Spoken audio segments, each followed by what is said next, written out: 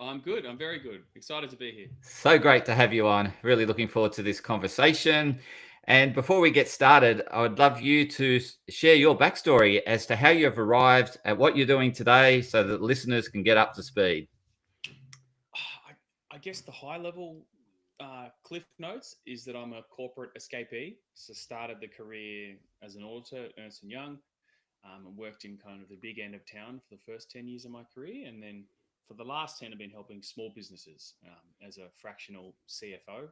So I'm a trained accountant, but I kind of pursued the smaller path or the smaller business path because it gave me a lot more purpose, a lot more freedom, and I feel like I'm making a bigger impact. So I kind of, I guess I was kind of trying to find what worked for me, square peg, round hole in the corporate world, and have kind of discovered this path, and running my own business is the best possible way for me to balance everything I want out of my life. So yeah, that's kind of my very high level summary. And how did you come to that realization? Was it a path that you sort of did by trial and error, or like how did you find that sort of, this is me, this is what I'm here for?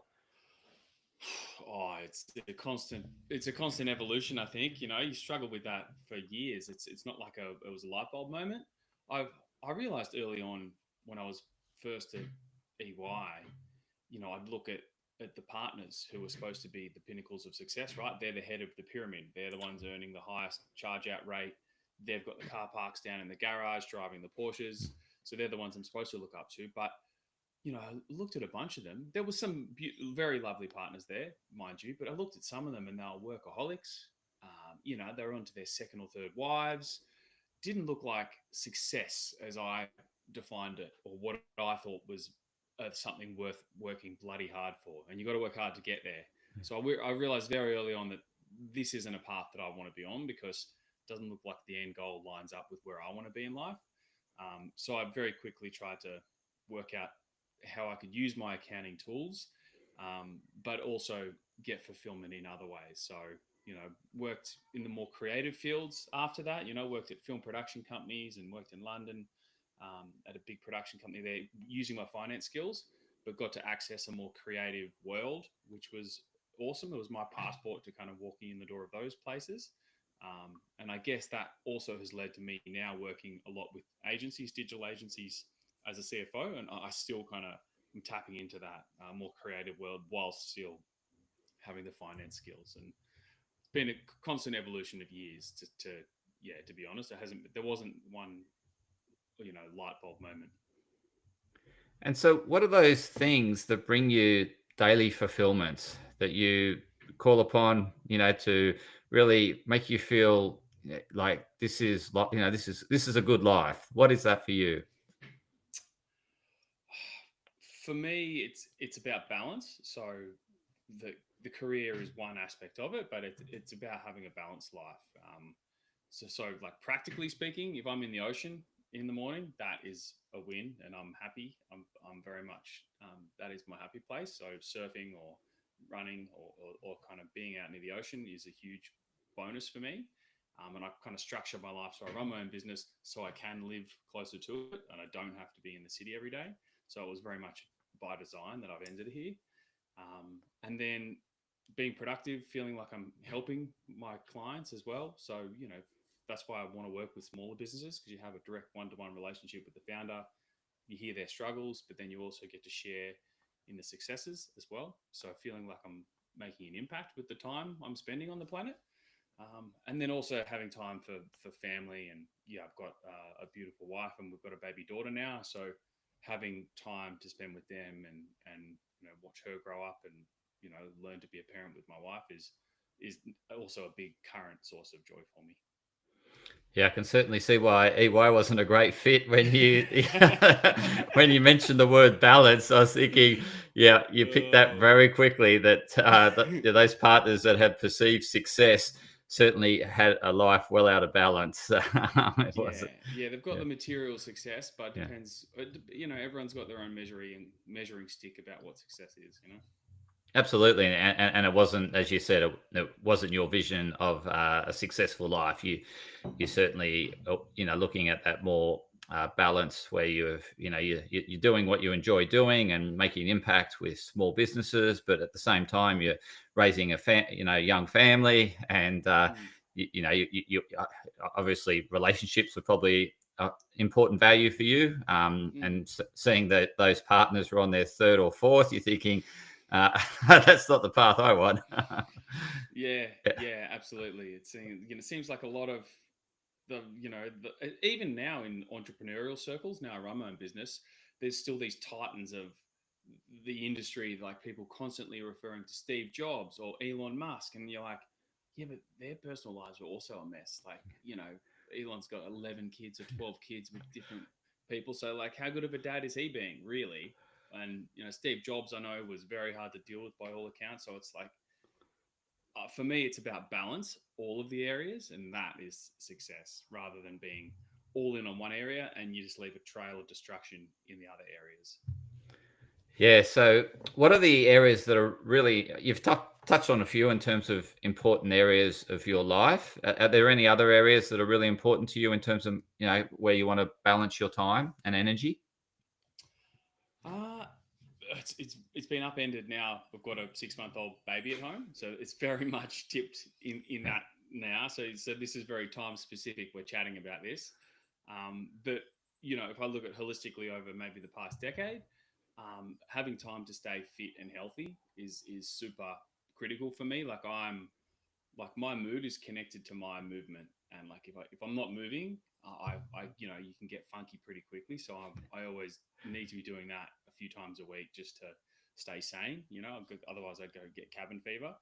So doing that and spending time on health is really important. And I'm at a surf club up here on the northern beaches, and I see people in my surf club who are 70, 80, still fit, still out, still active, still doing it, and they're an inspiration to me. I'm like, that's my path now, is longevity, and kind of making sure I can use my body throughout the rest of my life. So things like that is a priority as well. But the main one now is work and family. Those are the two buckets that I'm juggling mainly at the moment. The time with the mates has definitely been turned down. Now we're all at a different chapter of life.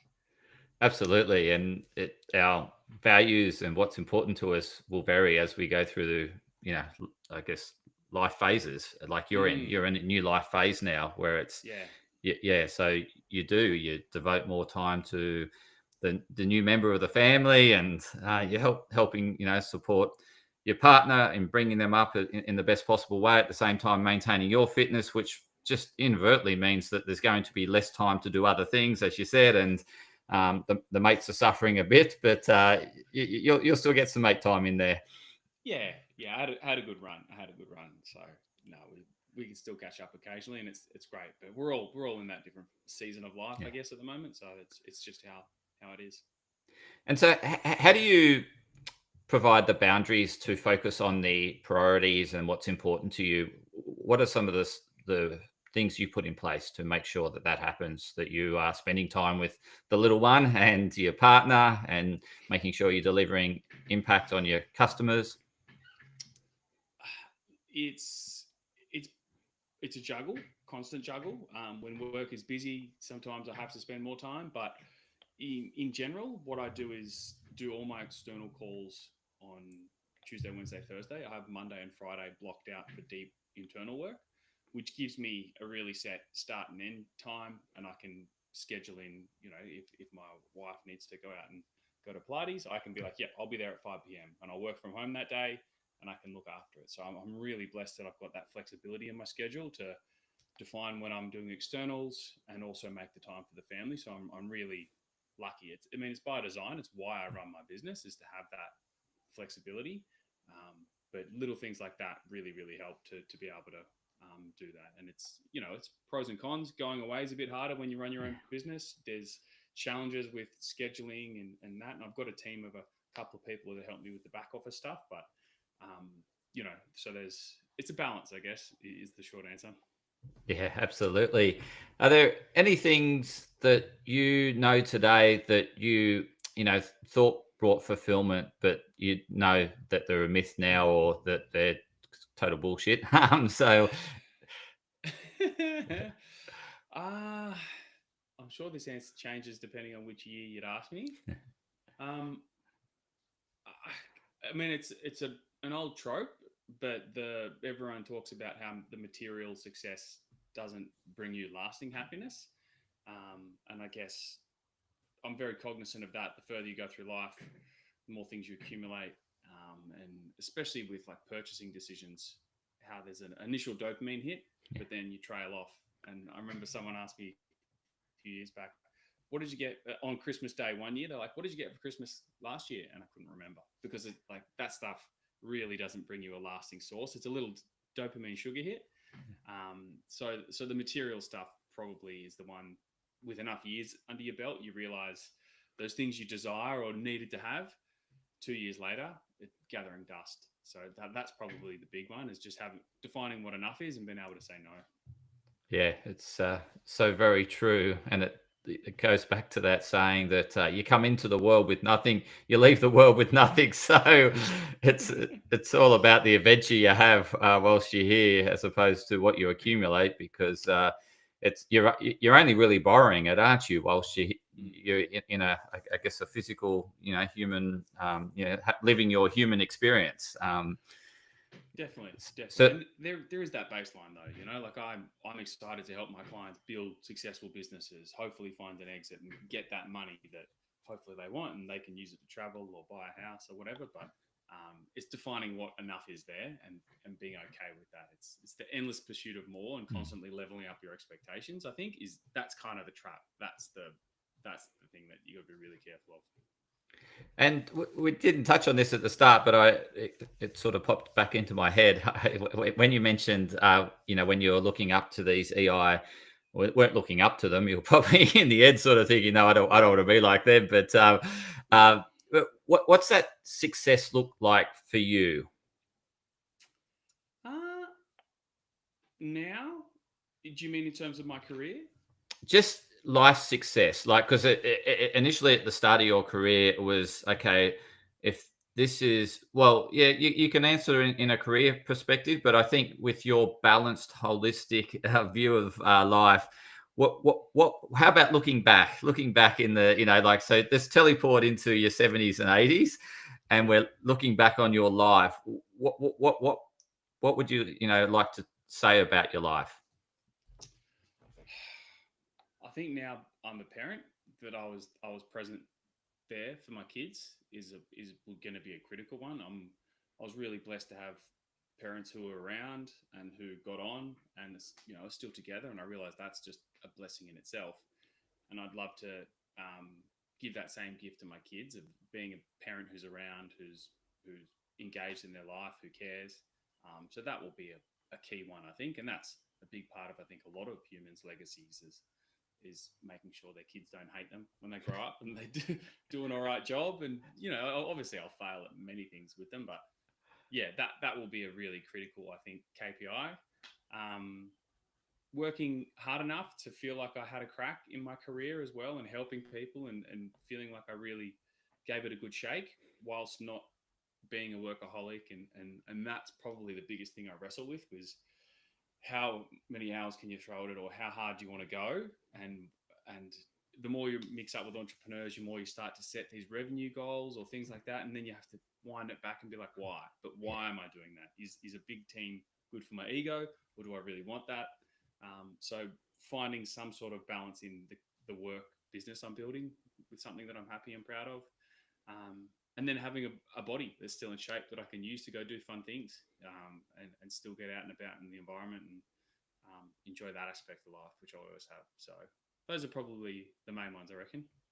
Oh, it's fantastic, and it really, you can see why you're on the right trajectory or the right course, because that, yeah, that initial career start, I could see how it was just so misaligned with who you are based on what you've just shared, Yeah, and yeah, the life you want to yeah, live.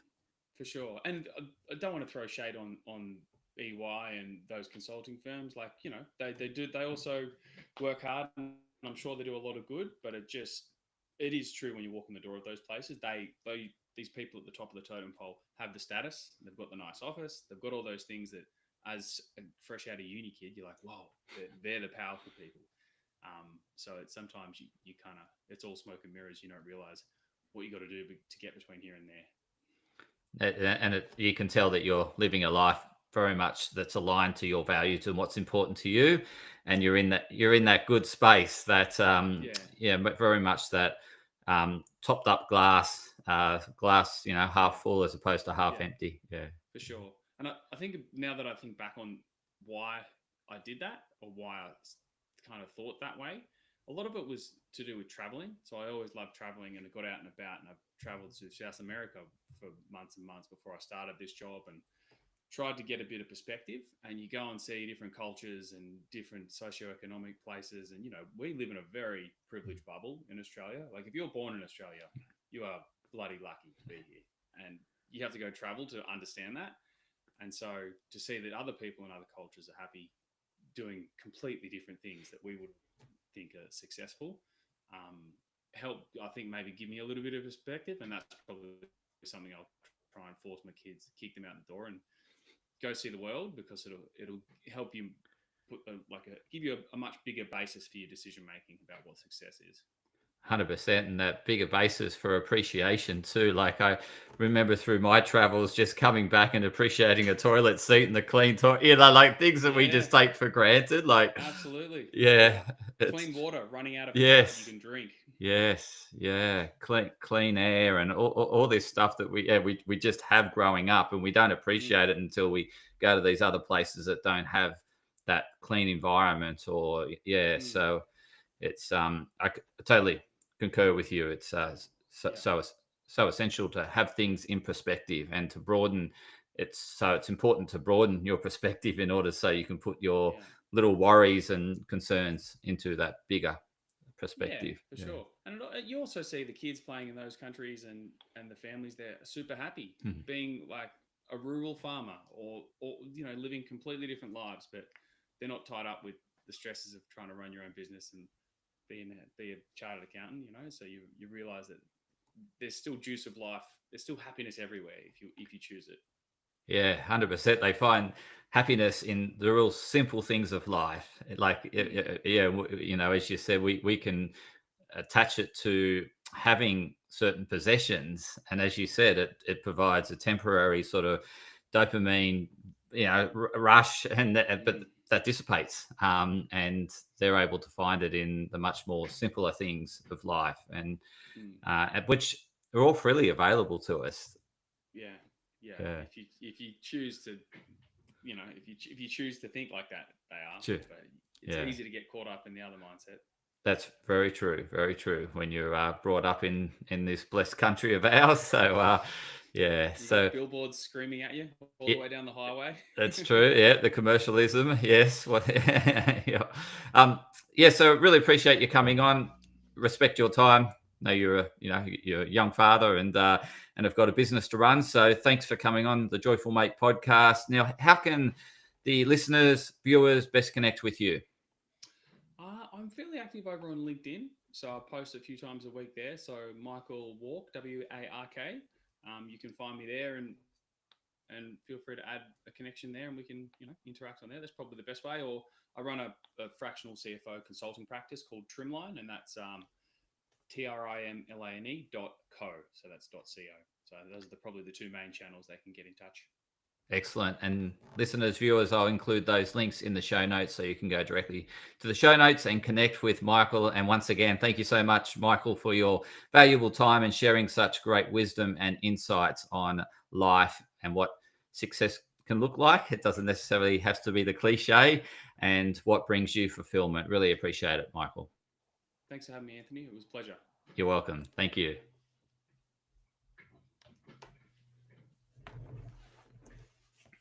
Awesome. Thanks for that. Thanks, mate. Appreciate the chat.